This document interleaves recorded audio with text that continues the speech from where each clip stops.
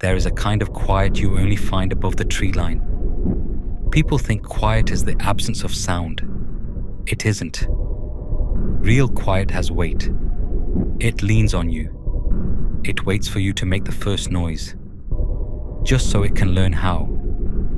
In the summer of 1991, the Forest Service kept a man named Russell Hale at the top of a fire tower on a ridge they called Hennock. 60 feet of steel legs, a glass room at the top, and 400 square miles of pine in every direction.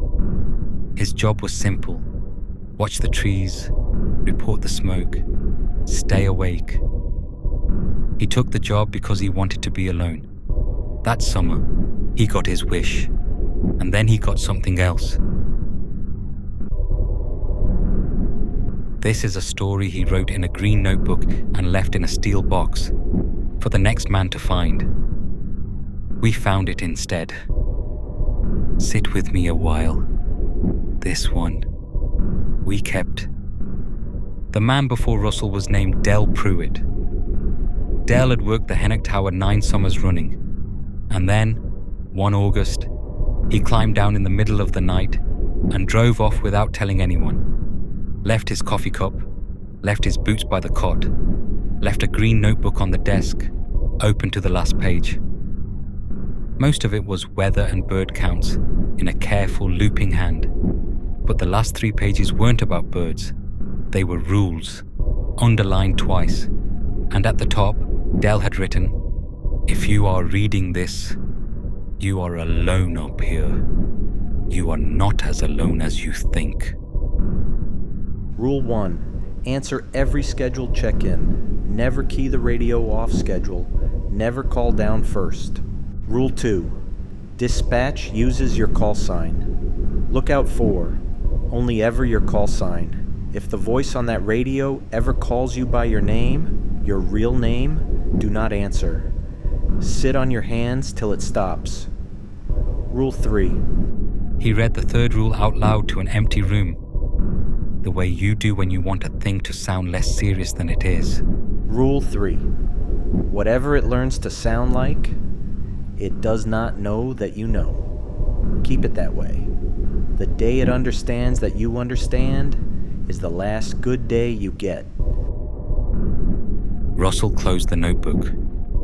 He decided Del had been up here too long, the way men get.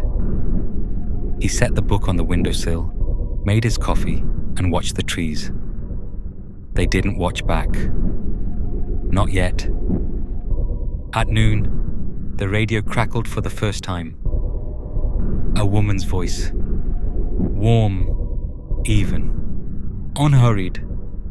The kind of voice that sounds like it's smiling. Hennock, this is Mercer Station. Lookout 4, do you copy? Over? Yeah. Copy. This is Lookout 4. Russell Hale, just up today. Over. Welcome to the Ridge, Lookout 4. I'm Carol.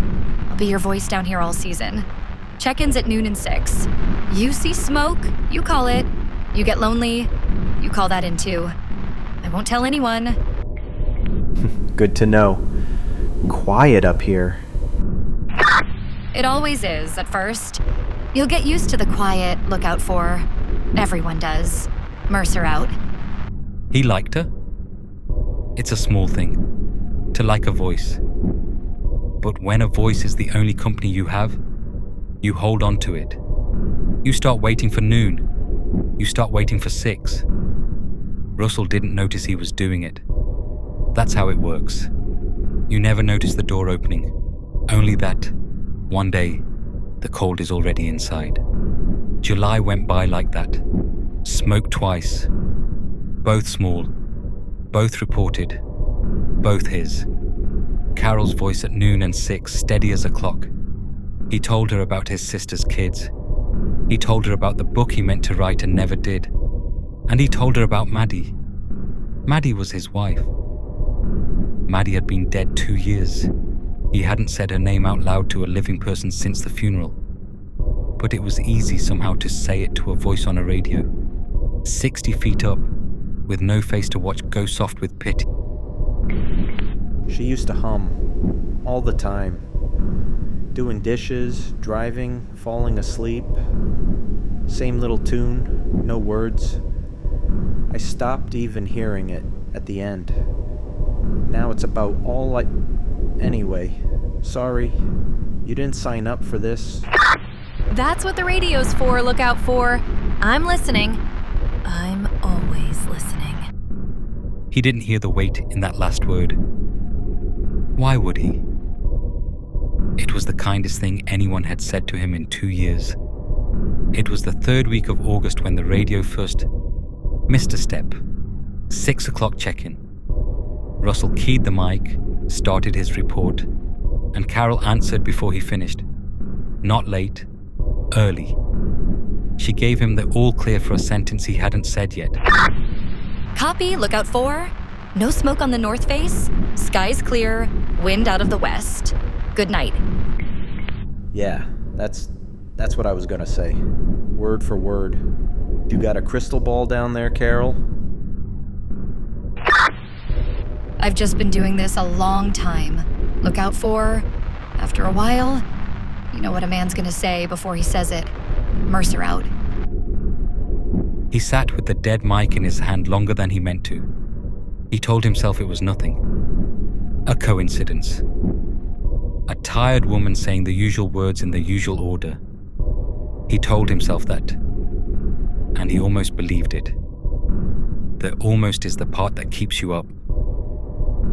That night, at 1:20, the radio woke him. Off schedule. Rule 1. He lay on the cot and listened to the static, and the static shaped itself. Russell. Not lookout 4. Russell. Rule 2 stood up in the dark and put its hand on his chest. Do not answer. He didn't move. Russell, are you awake? I can see your lights on. I just wanted to talk. It gets so quiet down here at night. Quieter than up there, if you can believe it. His light was off. He'd turned it off hours ago. He lay in the black with his hand over his own mouth, like a child. And the voice went on, warm and reasonable, for almost an hour. It asked about Maddie. It asked what her tune sounded like. It said, if he hummed just a few bars, it could help him remember. It only wanted to help. He did not hum. At 2:50, the static went flat, and the voice was gone. And Russell understood, finally, in his bones, that Dell had not been crazy. Dell had been polite. Dell had run. You'd think he'd have left then.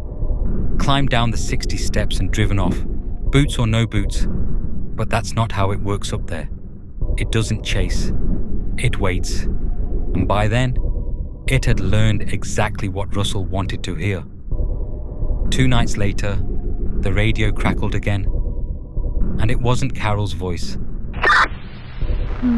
Russ? Russ, honey, where are you? It's so dark. I can't find the kitchen. It was her. The pitch of her. The little catch she got on his name. The tune. God, the tune. The one he'd been trying to remember for 2 years. Coming clean and clear out of a steel box on the wall. Maddie? His thumb was on the button. A 1/4 inch from answering. And in that 1/4 inch, he heard Dell's voice instead of hers. Whatever it learns to sound like, it does not know that you know. It didn't know. It thought it had him. And that one thing was the only card Russell had left. So he did the hardest thing a grieving man can do. He took his thumb off the button. He sat in the dark. And he let her call his name into nothing. Over and over. Until the sun came up. Russ? Russ, I'm cold. Why won't you answer me, Russ? I always answered you. He never wept. He wanted to. He knew somehow. that it was listening for exactly that. In the morning, Russell broke the rules on purpose. He keyed the mic off schedule and called down to Mercer, the real station, 40 miles out. A building with people in it. He needed a voice he hadn't taught the thing to make. Mercer, this is Lookout 4, off schedule. I need a supervisor. I need anybody who isn't Carol. The radio was quiet a long time. Then a man answered. An old man. Irritable. Real. Lookout 4, this is Mercer. Who in the hell is Carol? Over. Carol, dispatch. My dispatcher. Noon and 6 all season. She's been my check-in since I got up here. Son, we lost the Hennock relay back in June. Storm took the line. We've had no contact with that tower in 9 weeks.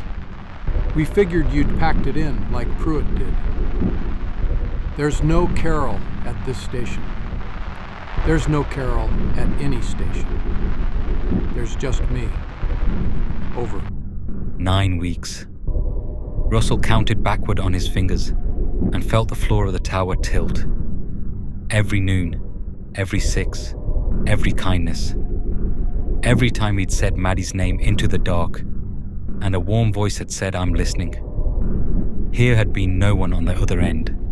No line, no station, no Carol. There had only ever been the trees, and the thing in them, learning his voice, one word at a time, for 9 weeks. Russell Hale climbed down the 60 steps that afternoon. He left his coffee cup, he left his boots, and on the desk under the green notebook, he left 3 new pages, in a careful, shaking hand. For the next man, the same 3 rules, and one more at the bottom, underlined 3 times. Rule 4. It doesn't need you to answer anymore. It has enough of you now. When you reach the bottom of the stairs and you hear yourself calling down from the top, telling you to come back, telling you it's lonely, do not look up, just drive. Don't stop till the trees end. They found his car the next spring, off the winding road, nose down in a dry creek. Empty. No Russell.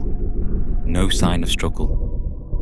The driver's door was open, like he'd stepped out to talk to someone. The Forest Service never staffed the Hennock Tower again, but the relay came back online on its own. That autumn, no one knows how. The line was never repaired, and every now and then, a ranger 40 miles out will hear the noon check-in crackle through, right on schedule. A man's voice, warm, even, unhurried. Mercer Station, this is Hennock. Lookout 4, do you copy? It's quiet up here. It always is, at first. You'll get used to it. Everyone does. I'll keep you company. If you ever take a job somewhere far and high and quiet, and a kind voice you've never met starts waiting for you at noon and at 6, I want you to remember something for me. The kindest voice in the dark is the one that has been practicing. Don't answer it. Don't hum along. And whatever you do, don't tell it your name.